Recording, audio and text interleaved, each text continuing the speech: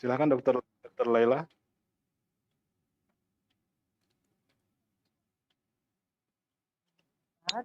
Assalamualaikum warahmatullahi wabarakatuh. Waalaikumsalam warahmatullahi wabarakatuh. Ahlan wa sahlan. Barakallahu fiik, Dok. Nah, silahkan dokter. Topik ini memang saya rasa sangat penting bagi kehidupan kita sehari-hari. Tetapi juga pernah suatu ketika di era tahun 80-90 ada perjuangan yang berat bagi umat untuk dapatnya siswa berhijab.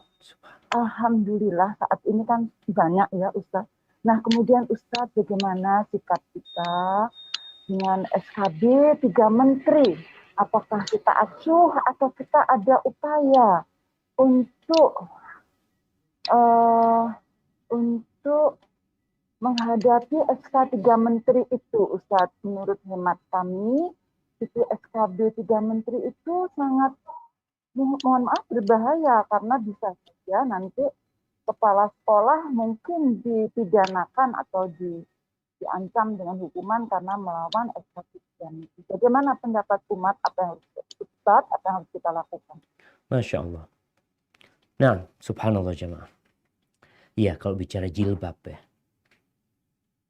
Tadi Dokter Laila nyebutkan pada tahun kira-kira 89-90. Itu terjadi perjuangan yang sangat dahsyat dari umat Islam. Kenapa? Karena ada siswi-siswi SMA, kira-kira jumlahnya 300 orang yang diusir, yang dikeluarkan dari sekolah karena mereka pakai jilbab. Dengan dalih apa? Bertentangan dengan aturan sekolahan. Padahal kepala sekolahnya muslim. Bupatinya muslim. Gubernurnya muslim. Presidennya muslim. Menteri pendidikannya muslim. Itu perjuangan yang berat. Menunjukkan bahwa kualitas orang Islam itu beda-beda. Sehingga alhamdulillah dengan perjuangan yang terjadi pada waktu itu, yang memang inilah pentingnya ilmu jemaah. Kita tuh selama 350 tahun dijajah Belanda, dibodoh-bodohin sama Belanda. Sampai kemudian kita merdeka. Pada waktu itu pun masih banyak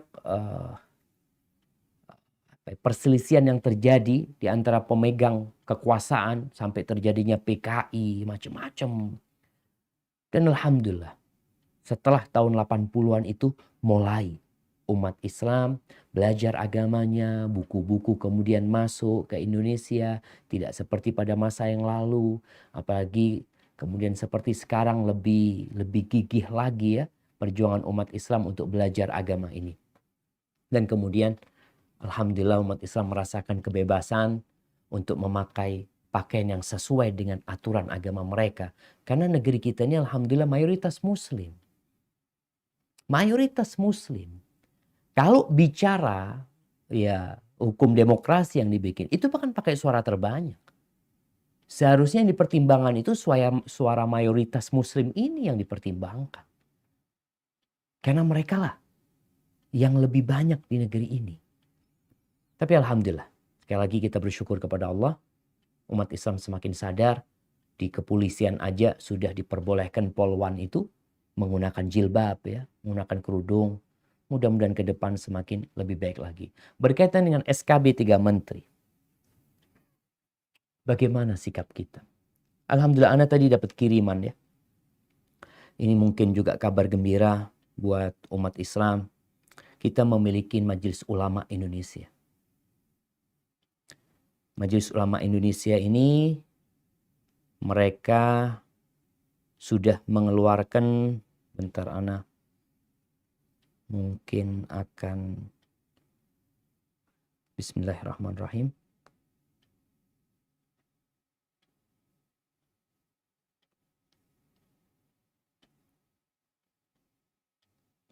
Mungkin Zubair bisa ditampilkan, kirim ke Zoom ya.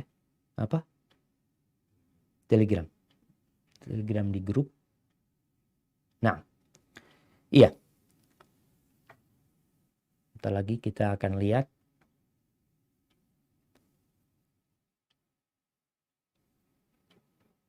Udah muncul. Nah, ini jamaah alhamdulillah ya. Kita bersyukur kepada Allah.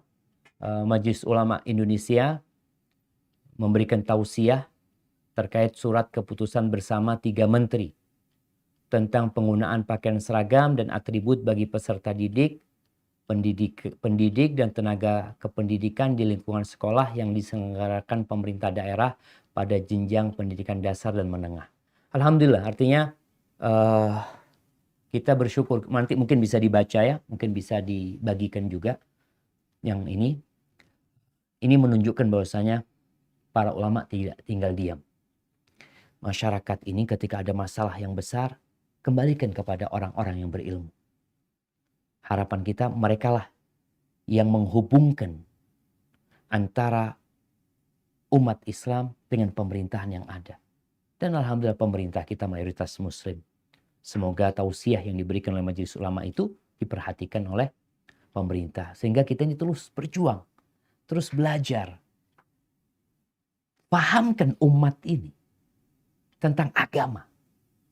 Karena banyak di antara kita yang Islamnya keturunan. Tidak sedikit di antara kita yang benci sama aturan Islam. Bahkan ada usaha, kalau kita bicara usaha, konspirasi dari orang-orang yang Islamophobia, mereka itu berusaha bagaimana merubah tentang undang-undang perkawinan. Mereka ingin perkawinan itu bukan laki perempuan lagi. Pokoknya laki suka sama laki, ya fadl. Nggak harus pengantin laki-laki itu laki-laki ada perempuannya, enggak. Bahkan mereka ingin laki-laki itu juga ada iddahnya. Bagaimana laki-laki ketika bercerai, dia nggak bisa langsung menikah. Seperti perempuan, ini harus adil kata mereka. Itu muslim. Maka tugas kita memahamkan agama kita ini, belajar. Alhamdulillah kita punya Al-Quranul Karim. Baca tuh Qurannya, ngaji tafsirnya. Apa sih yang Allah inginkan dari kita? Sekali lagi, tatkala ajal menjemput kita, kita itu akan ditanya 3 hal. Kita nggak akan ditanya engkau dari negeri mana. Engkau dari Indonesia, dari Malaysia, dari Brunei. Engkau akan ditanya siapa Rabb, apa agamamu, dan siapa Nabi.